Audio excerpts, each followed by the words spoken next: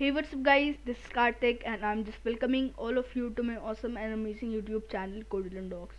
So guys, in the previous video of HTML end-to-end course tutorial, we have just discussed about what are tables in HTML5, and in this video we are going to discuss about what are input tag in HTML5.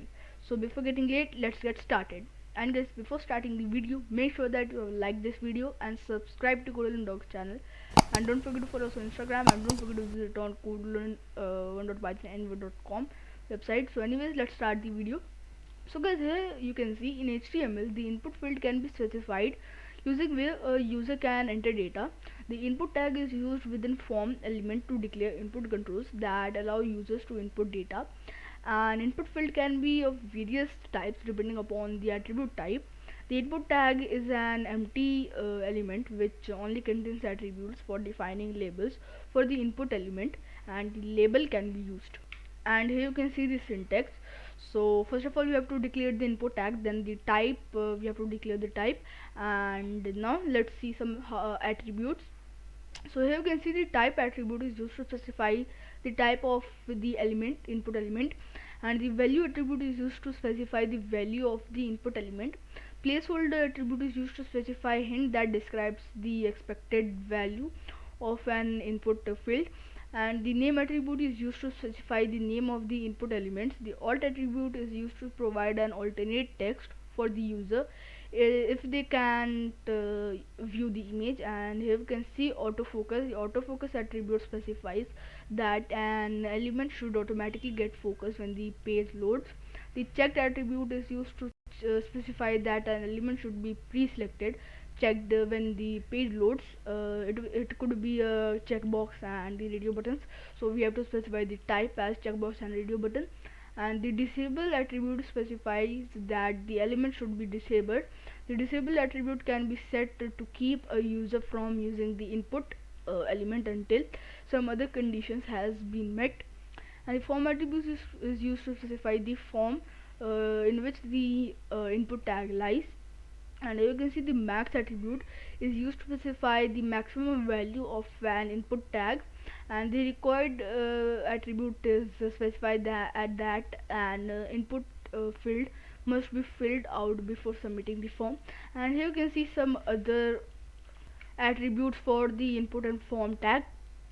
So anyways, here let's see the code. So here you can see the code. So let's implement this. First of all, we have to open a Visual Studio Code, create a new file. That file name gonna be forms.html, and here we have to add the doc type, something like this, doc type HTML, then HTML, and inside that we have to add head tag, then title tag. Title will gonna be form, and let's say tutorials.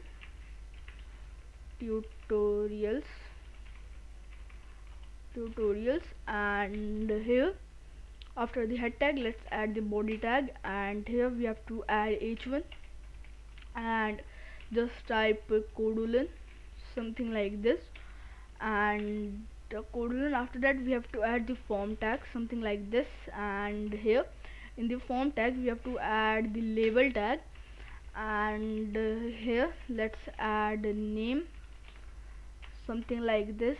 Then let's add input, and input will gonna be text. Then after that we have to add br, which is the white space, then again label, and here let's type email, and here we have to add the input tag, then text is equal type is equal to text, then we have to add br again, then again label, then let's say password, password, something like this.